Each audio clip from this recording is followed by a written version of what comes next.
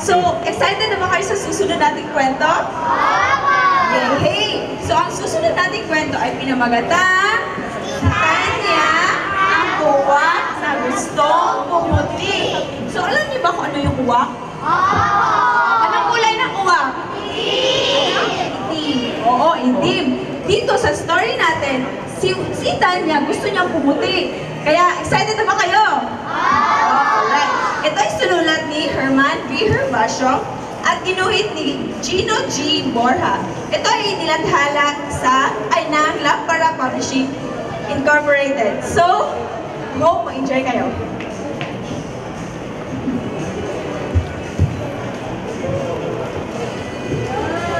Sa pusod ng isang basal na kagubatan sa Puerto Princesa ay may isang puno ng hulavel. Nanananahan sa pinakamatibay na sanga ang dalawang pamilya ng mga uwak. Sa pana ng puno ay may isang lawa. Habang nagtatampisaw, Hey Jo, mukha yatang pumuputi ang balahibo mo. Siyempre naman, Max. Naglalagay kaya ako ng dagta ng nara. O ikaw, mas pumuti ang butis ng beauty mo, ah. Tama ka dyan. Kasi every night akong naglalagay ng dagta ng akasya. Kaya naman, para ng little songbird itong legs ko. sumali na rin sa usapan ang ipapang mga tagak at nagkanya-kanya na sa pagtatapat ng sekreto ng mapuputing balahibo at makikinis at malarosas na kutis na mga ito. Ang ilan ay gumagamit din ng dagta ng kainito, bayabas, mangga, papaya, maging ng maninipis na sanga ng puno ng ipil-ipil. Hindi ka ba naiingit sa kanila? Bakit naman ako maiingit? Eh tayo naman yung halos araw-araw naghihilamos sa lawang niyan, hindi ba? Hindi yun. Tingnan mo ang mga balahibo nila. Ang puti-puti. At ang mamula-mula pa ang kanilang kutis. Hindi katulad ng sa atin. Parang uling ang itim-itim. Eh ano ngayon? Uling.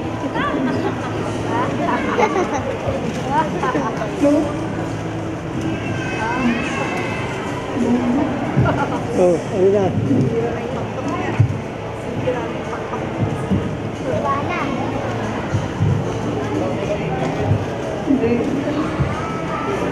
Hindi yun. Tingnan mo ang mga balahibo nila. Kulay ulap. Hindi katulad ng sa atin.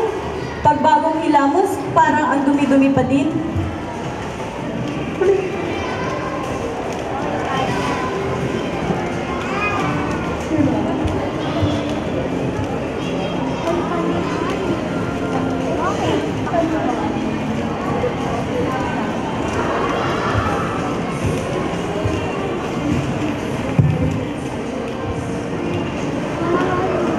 Nung gabing iyon ay hindi makatulog si Tanya. Malinaw pa rin sa kanyang isip ang larawan ng tagak na nanligo. Lalong-lalo na si Maggie, ang puti-puti ng balahibo nito. Lalo na kapag tinatamaan ng sikat ng araw, maging ang mga mahaba at maiksi niyang binti nito ay parang makopa ang kulay.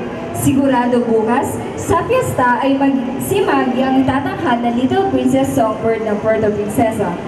Madalas din siyang nangangarap na siya ang tanghaling Little Princess Songbird. Nakasuot siya ng dahon ng ipil-ipil at mayuming-mayuming aawit sa entablado. At siya ang magwawagi. Pupuntangan siya ng tinuhog ng mga bulaklak ng bougainvillea sa gitna ng palakpakan at tweet-tweet-tweet ng mga manonood.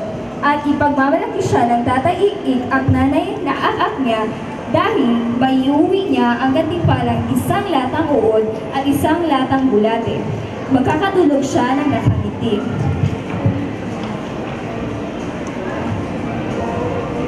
Kinaumagahan sa pugad ni Bianca, naghanda na ang kanyang tatay Nognog at nanay Naglag para sa paghahanap ng uod at bulate at tuyong dayami. Patingin-tingin si Bianca habang naging abala ang kanyang mga magulang.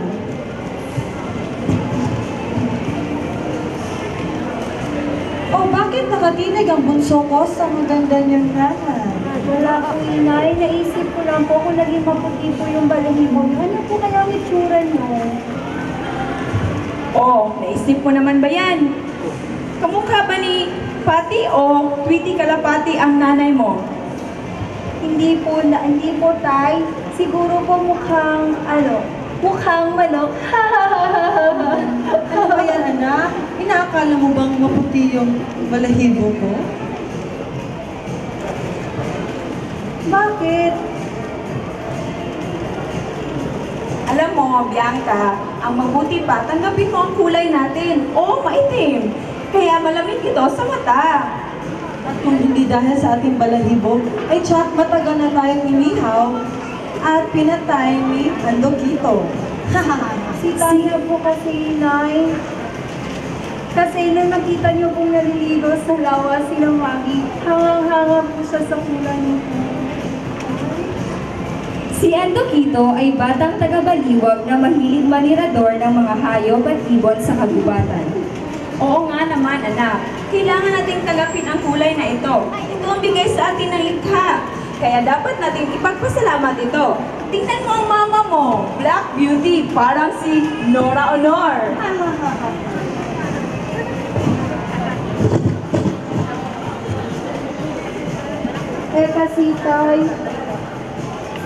kasi tayo mga taga gumagamit po ng nagdagta ng nara para pumuti. Naku, bakit kayo sila gumagamit ng nagta? Pati mga ipil-ipil, hindi pinapatawad ng mga tagak na iyon. Tingnan lang natin kapag malakas yung ulan, sila rin ang magkakaroon ng malaking problema. Kaya pala bali-bali at sugat-sugat ang mga kahoy. Ginagawa pala nilang dagta. Ano nga po ba yung tawag dun, Tay? Flood flash? Hindi flood flash, flash flood. Kaya dapat nating alagaan ang mga puno. Bigyan natin ito ng masustansya, mga tubig at pagkain para may sumipsip sa ulan at para hindi tayo bahain. Noong hapon iyon ay sabik na ibinalita ni Tanya kay Bianca na sasali ito sa paligsahan ng Little Princess Songbird. At nagpapatulong ito sa pagbuha ng dagta ng puno at ipapahid ito sa balahibo upang puputi ito. Ipinaliwanag ni Bianca sa kaibigan ang ikinento ng kanyang tatay at nanay at sinabi pa niya, kayang-kaya naman itong manalo kahit hindi ito maputi. Lalo at di hamak na mas magaling itong kumata kaysa sa mga tagak, masin kay Maggie. Pero hindi mo ba sila narinig? Nagbabayad daw sila ng dagta ng puno para ang balahibo nila at kuminis ang balat nila. Magbayad din kaya tayo, tingin mo. Ano naman, hindi naman paputian ng balahibo ang sinalihan mo, kundi pagalingan ng pag-awit.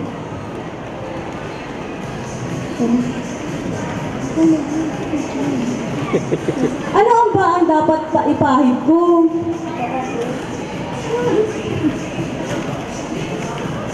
Naiwan si Bianca na maluha-luha. Lumipad din siya upang palipasin ang sama ng loob sa kaibigan. Lumipad siya ng lumipad habang tumutulo ang kanyang mga luha. Nakarating siya sa kasukalat ng gubat, parang wala siya sa sarili. Maya-maya ay naramdam niya may anong dumatlis sa kanyang kaliwang pakpak at tuloy-tuloy siyang bumagsak sa lupa. Ang huling narinig niya ay ang yabag bago siya tulungan na wala ng malay ibon.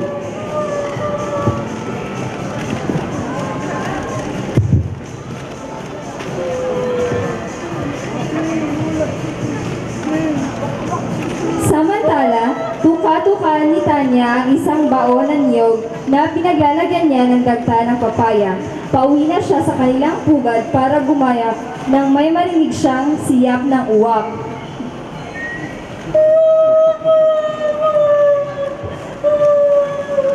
Hoy!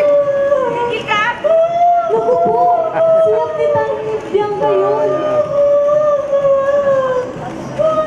Lumingalinga siya, lumipad sa pinanggagalingan ng siyap. Habang lumakas ang siyap, natitiyak niya galing ang iyon sa isang uwak at parang pamilyar pa sa kanya ang siyap na iyon. Sa gawi ay paraon ay may natanaw siyang usok. Nilapitan niya ang usok at mula sa itutok ng isang puno ng mangga kung saan siya dumapo ay may natanaw siyang taong napagulong ng tubig sa kawa. Si Andokito.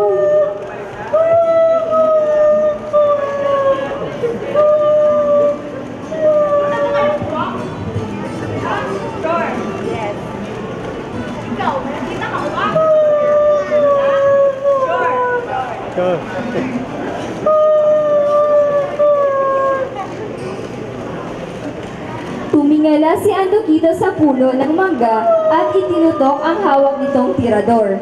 Mabilis na nakapagtago si Tanya sa likod ng dahon, hindi siya nakita ni Andokito dahil kakulay niya ang anino ng mga dahon. Sa may likuran ni Andokito ay may napansin si Tanya na kulungan gawa ng kawayan. Naku, si Bianca! Kasama ni Andokito! Inilapag niya ang dala niyang bao ng niyog. Dahan-dahan siyang lumipad sa kinaroroonan ng kaibigan. Nakita siya nito at lalong lumakas ang pagsiyap nito.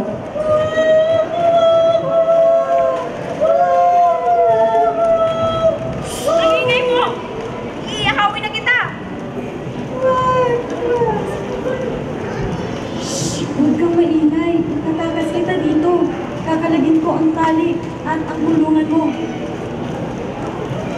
At sinimulang tuka-tukain ni Tanya ang abang ipinatali ni Andokito sa kulungan. Subalit napakahigpit ang abaka at mahigpit ang pagkatali. Tan, wag na. Hindi ko yan kaya kasi mahigpit yung pagkakatali niya. Sige na, umalis ka na. Di mo may palisan ka pa at galit ka sa akin. Sabi ko ng maingay. Tatakas kita dito. Hindi ako aalis na hindi kita kasama. Huwag kang maingay. Nang lumingon si Tanya ay nakita niya ang palapit na si Andokito sa kulungan. Kumukulo na ang tubig sa kawa. Dali-daling tinukan niya ang labi ng baon niyo at malawang dagat, inilipad niyo papunta kay Andokito. Nasa tapat na siya ng ulo ni Andokito nang biglang tumingala ito. Pagkarinig nito sa pagaspas ng kanyang mga pakpak. Ibinuhos niya sa mukha nito ang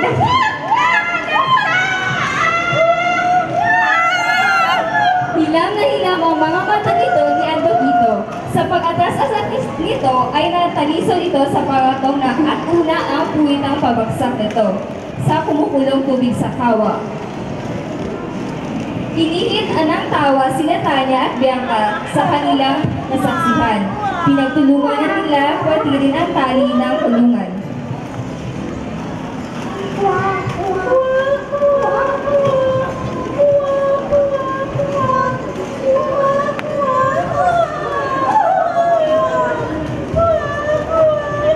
Lilipad na sana ang magkaibigan nang biglang pumidlat at kumulog. Maya-maya ay bumuhos na ang napakalakas na ulan. Sumilong sina Tanya at Bianca sa makakapal na dahon ng puno ng mangga. Habang naghihintay silang tumila ang ulan, ay ginamot ni Tanya ang ninuyan niyang dahon ng mangga na sa sugat sa pakpak ni Bianca na mabuti ay natatlis lamang. Pagkalipas ng ilang oras ay tumigil din ang ulan, subalit patuloy pa rin ang pag-ampon. Sinoong na ang magkaibigan ang ampon. Malayo pa sila ay natanaw na sila ni Tatay Nagnog at Ikik at Nanay Nagnag at Akak. Saan kayo nanggaling? Akala namin kung napano na kayo, hindi kayo bumabalik dito sa bahay. Noong gabing iyon ay ang higaan ni Bianca natulog si Tanya. Magkatabi sila. Nakituloy sa pugad ni Tanya ang minamalat na Little Princess Songbird na si Maggie at iba pang mabubuti na magkinis na mga taga na ang tahanan ay tinangay na ng bahang buhay at kakatapos ng malakas na ulan.